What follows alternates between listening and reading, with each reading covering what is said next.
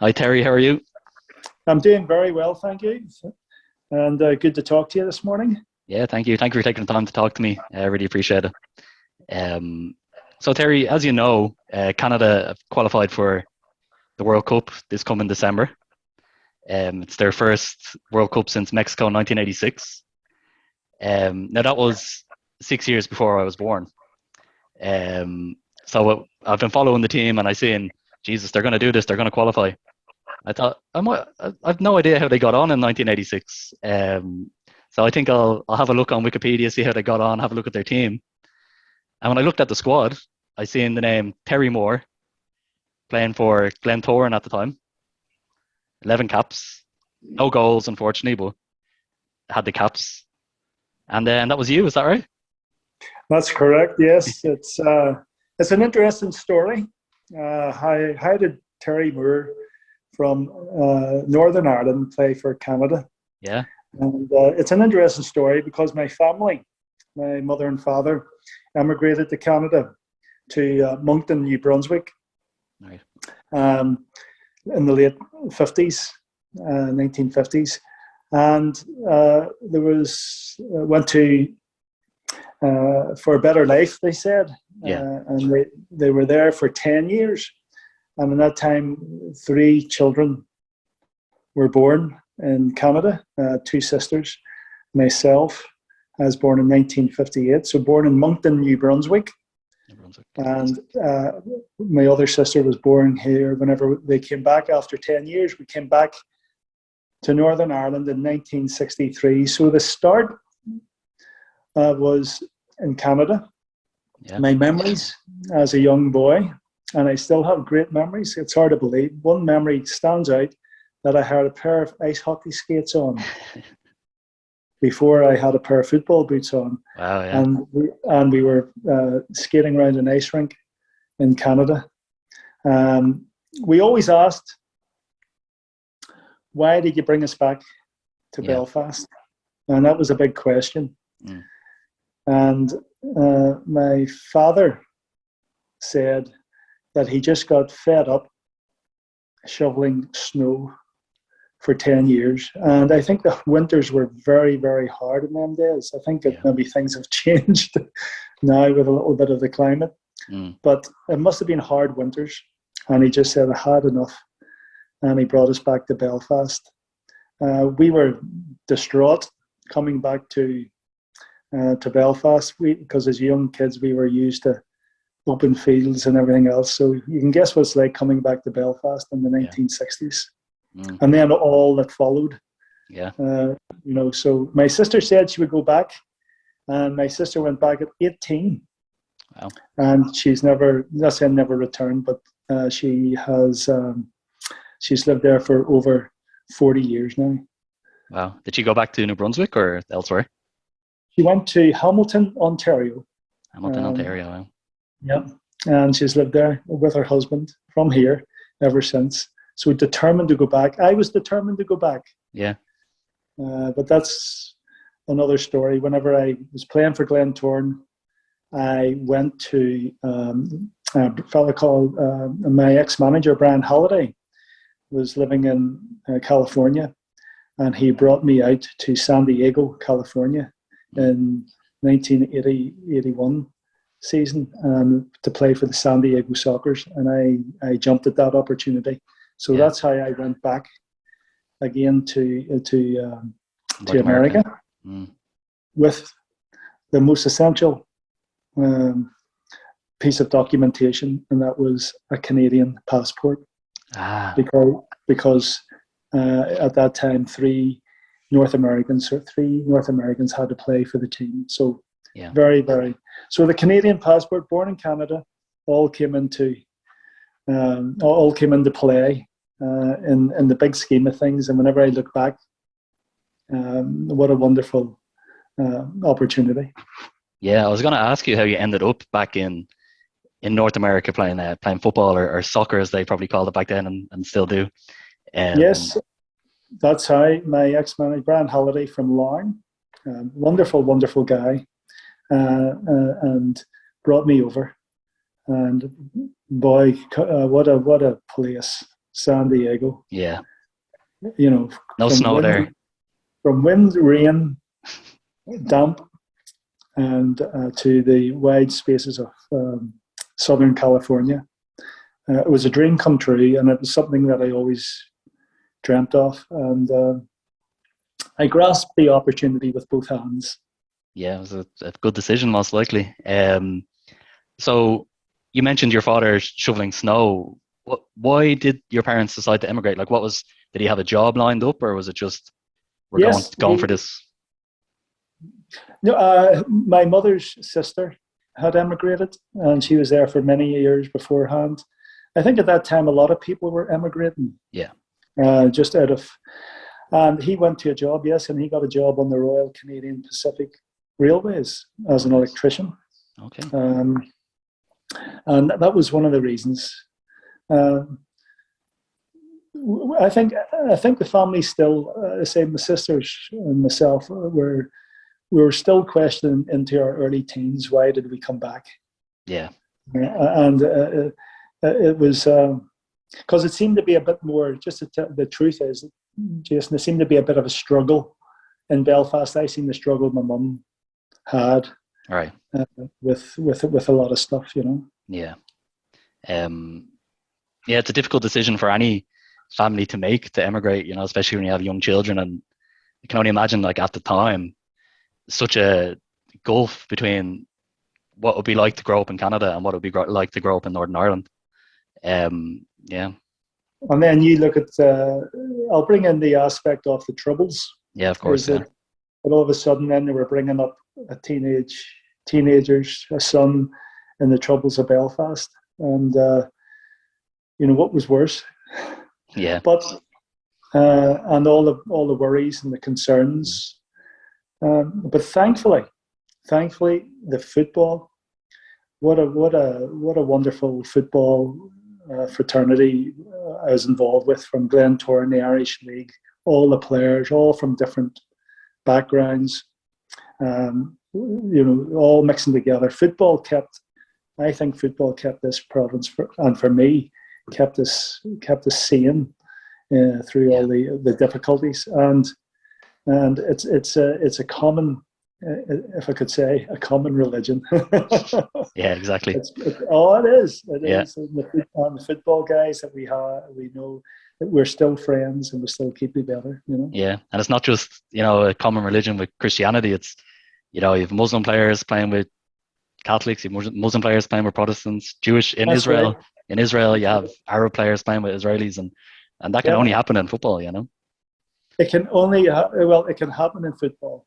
Only happen in football, with bringing all the players together, the changing room, the camaraderie, the oneness. So yes, it's wonderful. It's wonderful. It is. So let me ask you, Terry. Then you got brought over to the States to play soccer. At that point, was that when the Canadian Football Association was aware of you, or had you been talking to them before? And had Northern Ireland ever approached you before that point? I had played, you know, I'd won trial matches with the Northern Ireland school boys, and unfortunately, I didn't make the grade in their eyes. Certain reasons, and I know those reasons. Okay. Whenever I went across to America, what happened was I was playing for San Diego, and a person approached me after one of the matches and says, "I'm a representative from Canada. We would love you to come up and not try out for the team, but we recognise your what you could offer." And boy, I just couldn't believe it. And they flew me up for the Canadian match against, I think my first match was against Scotland. Oh. And I never looked back since. I think you mentioned there that I played 11 times. I've played 30 times for Canada. But hard to believe that friendly matches they didn't count? Weren't recognised as full internationals, which is crazy, because I played against Scotland Yeah. 3 times. England, Italy, Wow. and and I mean, I'd say I was wondering why 11 but was all counted for the and the Olympic Games I played as well. So it just shows you where this Canadian team took me. Yeah. 1984 Olympics in Los Angeles. Yep. And if anybody had watched our team in 1984, they would have said that team is going to qualify. We just missed out on a bronze medal position. Yeah. But anybody would have said that team's going to qualify for the 1986 World Cup.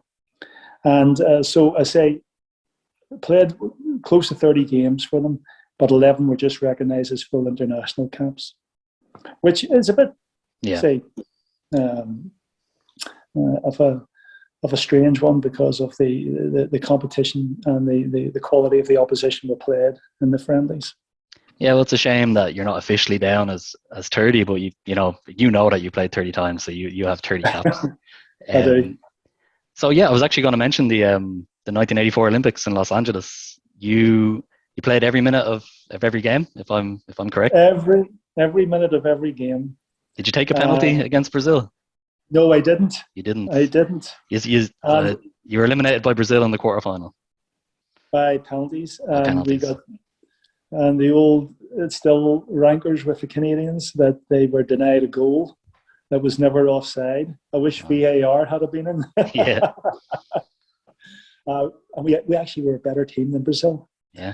So just to give you the context, it was the first time professionals were allowed to play in the Olympics. Right. And that's where that's how we came to be playing in that tournament. And I would honestly say that I enjoyed the Olympics more than the 1986 World Cup. But there's certain reasons for that, and we could maybe elaborate on that. Yeah, we will. We'll get there. So Brazil went on to win a silver medal as well at that Olympics. So just shows where you could have went, where Canada could have went if you got through that penalty shootout. Yeah. So just in general, I wanted to ask, you grew up in Northern Ireland, and now you're representing Canada, and you're representing Canada at the Olympics. You have fond memories as a child of growing up in Canada, but did you feel Canadian? What was your national identity for Canada? 100%. I'm glad. What a great question. And I'm going to say to you, I am a Canadian supporter. Yeah. Whether I watch Canadians on the Olympic Games or recently in the Winter Olympics, 100%. Oh, Canada, our home and native land. Yeah. Canada played Northern Ireland here. Right. Was it be about 10, 15 years ago, maybe? First cap for Stephen Davis. Right. And you know what the score was? No, I don't. Northern Ireland 0, Canada 1. Right. So we won 1-0, and the cheers, and I was in the main stand cheering for Canada. And my allegiance, 100%, honestly, if Northern Ireland were playing Canada, and I don't mind, is I count myself as full Canadian. Yeah. Never been as proud to play for Canada. Love it, love the country, the people, my teammates. I still remember the teammates were the best you could have wanted. Great manager in Tony Waiters, who just died last year, which was very, very sad. He would love to see this Canadian team qualify. Yeah.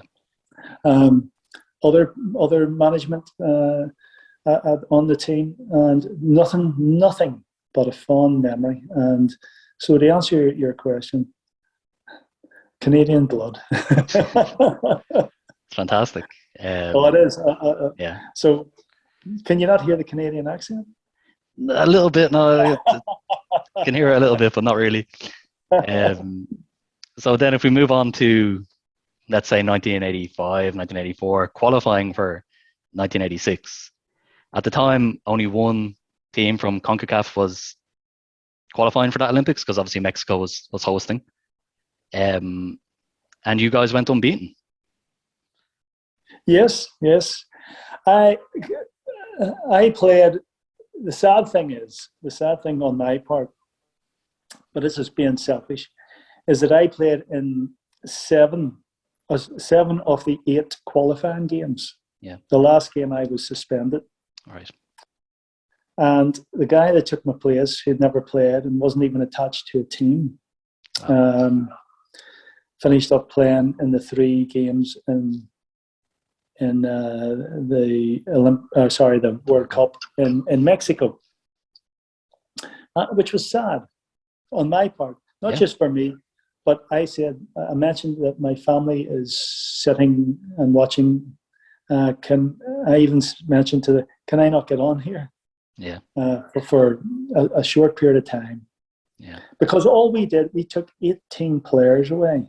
We didn't take the full quota of players away, 22 players to that particular World Cup, because the manager, I'm still remembering a team meeting, he says, I don't want players sitting on the bench being causing any trouble, or they're not playing time, game time, and that's understandable. So the disappointing thing was that I sat on the bench and didn't get some game time. That's why I'm saying the Olympic Games is a more joyful memory for me. Nobody wants to sit on the bench, but still proud of my achievement and of what I contributed in the 7 qualifying games and being selected for that 18-man squad, which was nice because it is memories, and it was a great team. It was a great team. So it was. I mean, the fitness levels, the commitment was second to none. But what was the North American Soccer League at the time was very strong, very good quality, and that is where the league was the platform for the players to show off their best. You know, the likes of the New York Cosmos, Vancouver Whitecaps, San Diego Sockers, Tampa Bay Rowdies, all great teams. And of course, my team at the time was the Tulsa Roughnecks. And just to throw this into the mix, was that the Tulsa Roughnecks won the Soccer Bowl, which was never achieved before. And we had some great players like Victor Moreland, Billy Caskey, David McCrory from Northern Ireland, and then other players from Brazil and other players from England. So the standard of the league was the platform for the Canadian national team. What was it like living in Oklahoma? Great. Loved the 4 seasons. If I was emigrating, the 4 seasons is what I liked. It was a crisp, cold winter, beautiful spring, wonderful summer, and a nice autumn. The 4 seasons is where I would go to if I was going back to the States or back to anywhere, because just having constant sunshine, it can get to you sometimes. Too much. It's like here. The constant rain. What does it do? Sure, some Canadians are saying that as well about the snow most of the year too. Yes. Oh, very much so. Yeah. Oh, yeah. So, 1986. You mentioned, unfortunately, you didn't get a chance to get on the pitch, but again, you guys had a very tough group. 1984 European champions, France. Michel Platini, Papin, John Tigana. Yeah, the USSR and Hungary as well. Tough tough teams, and good. Those teams were good in their day. It wasn't as if, like the way Hungary maybe had a little dip there for a long time. Hungary were good in their day, and Russia, and of course France, and we took them all away. We lacked a little bit of firepower up front. We didn't have the quality of maybe strikers that we could have had. But the fitness levels, any fit and a team with good physical attributes, we competed. Never mind competed. We actually, France came off that pitch very, very fortunate with a 1-0 victory. Yeah, like it was a late goal from France that got them to win there in that game, and that's the problem, is that you look back on the results of that World Cup and you see Canada 0 points, 0 goals. but it doesn't really tell the story of their tournament at all. That's right. It doesn't tell the story, and we had great quality throughout that team, and I still talk to people about the fitness levels of the midfield players. We went high altitude training in Aspen, Colorado before we went to the. And I'd come back from I was playing for Glentoran at the time, and my fitness levels compared to theirs was nowhere near. But the midfielders they could keep on running. They went for a fitness test, and they came off the test, and they could have kept going. So we had some. I am surprised how these guys could run. Compared to me as a big centre back. Yeah. Well, you were important for the team too, for sure. I guess, yes. I listened to a wee interview with Rio Ferdinand recently, and he was admiring the Chelsea centre back. What do you call him? The Brazilian. Thiago Silva. And he was just saying, like, Rio said that he was finished at 33. He says his legs were gone. And he says that's why he admires him. Some people can keep going, and some people have different makeups. So, We're just it's a fitness levels of that team. And I came back to a little bit of coaching, and for me the biggest thing, winning factor in any team would be fitness levels. Yeah, goes a long, long way. Like you see it every tournament. You see a team that is not fancied, that they've no star players, and yet they'll make a run at it because they're just fit and have their tactics right, and anything is possible, you know? Anything's possible. Anything is possible. So maybe saying that, this next World Cup, Canada are there. Now, this is the first time, now obviously I wasn't around for 1986, so I can't really appreciate that team. This is the first time that Canada, in my memory, have serious world-class footballers. Yep. Alphonso Davies, Jonathan David, Kyle Larin, Thibaut Hutchinson, who's been around for a long time, and he's finally getting the captain of the team, he's finally getting what he deserves. How do you think they're going to do? Well, I looked at their group, and I tell you, they can upset the teams. And knowing Canada, I mean, it's the same as if I could say the same as the USA a few years ago, how they upset teams, but not just upset teams, how surprised people were of their level of ability. I mean, boy, I think they'll do very well. I think actually they will qualify from the group. I really do. Probably Croatia could be their most difficult. Yeah, they've got Belgium, Morocco, and Croatia.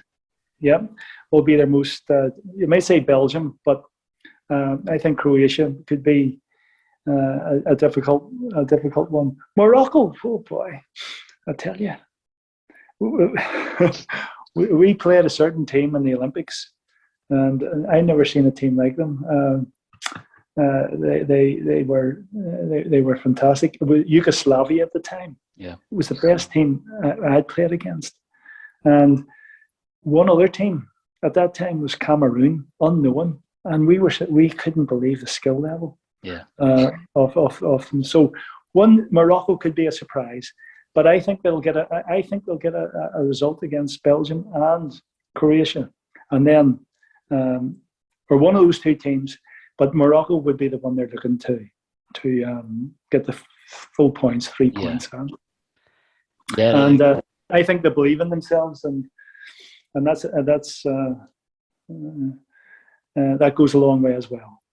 Yeah, and again, it's a tough group, but personally, I think as well, they have the potential to cause an upset here and go through. And then again, it's all about the draw. Remember, South Korea semi-finals, Senegal quarterfinals. There's countries that they can make a run, and these players are definitely talented enough to do it. So I'm very excited to see how they get on, and thank you very much for bringing me on this trip down memory lane from from 1984. Well, from when you were born, actually, all the way up to the modern day. Yes. Before we finish up, can you talk to me about street soccer? I see it on your top there.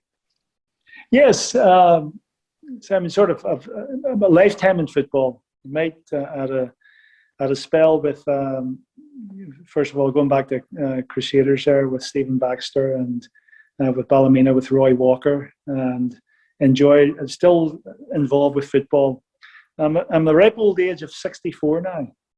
Looking well, Terry. And and I've been with street soccer with a guy called Justin McMinn, who's the chief executive for now about 8 to 9 years, and that is with guys that it's a homeless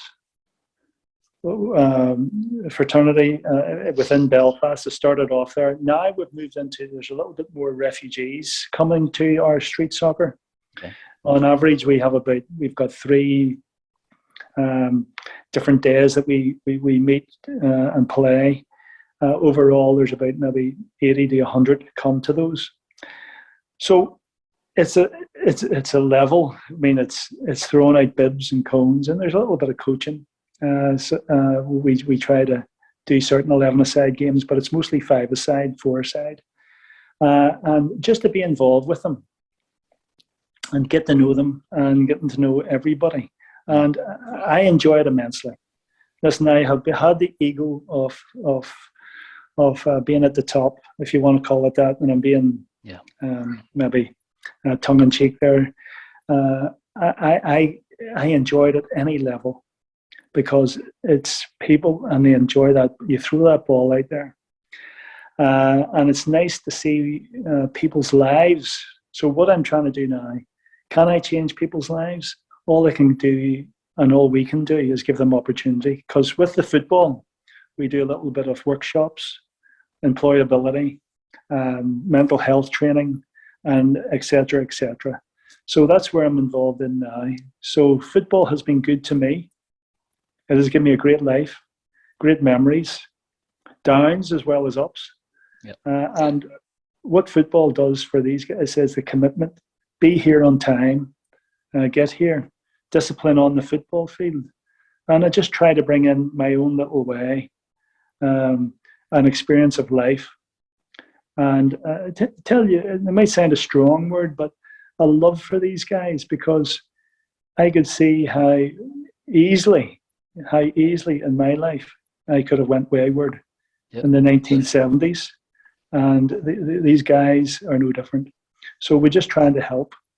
And we were involved with down in Dublin with the homeless. We have sometimes a 5 Nations tournament, and we've got a good relationship with our counterparts down in Dublin. So it's something that keeps me busy and enjoyable and a worthwhile cause. And so I just hope that, and if I'm not, once those days go, which I could be retired very soon, who knows? But once that football gets into you, I mean, now I am thinking of going to Qatar. Looking at a few flights. Yeah, I never would have thought of myself going to that one, but I'm certainly in the long finger. So I'm saying just staying involved with football is that in the long finger. Terry Moore would love to be in Canada, USA, or Mexico for that next World Cup if I'm still here. I really do. And listen, I appreciate you giving me the opportunity to give a little bit of a life story. Yeah, no, I appreciate it a lot, Terry. Thank you very much. It's remarkable. It's a remarkable story. I tell you, of how coming from Belfast to play in that World Cup, Olympic Games, and a career with Glentoran, and all the success that brought. And I'm saying about the Tulsa Roughnecks. But listen, it's you see a lot of these players. Finally, you see a lot of players Brazilian players giving thanks, and I just give thanks to God that I have had the ability and the skill that was given to me. Yeah. As a big centre half. I'm sure you're good at your feet too, Terry. Well, not too bad. Again, thanks very much, and hopefully you get over. I recommend going this winter over to Qatar. You never know. You never know what Canada can do, and hopefully I'll see you in 2026 at the World Cup in Canada. Yes, well, hopefully. And listen, I appreciate everything. No worries. Thank you, Terry. Okay, bye-bye. And hopefully we'll keep in touch. I might talk to you again. Certainly. Fantastic. Okay then. Thank you. Bye. Bye-bye.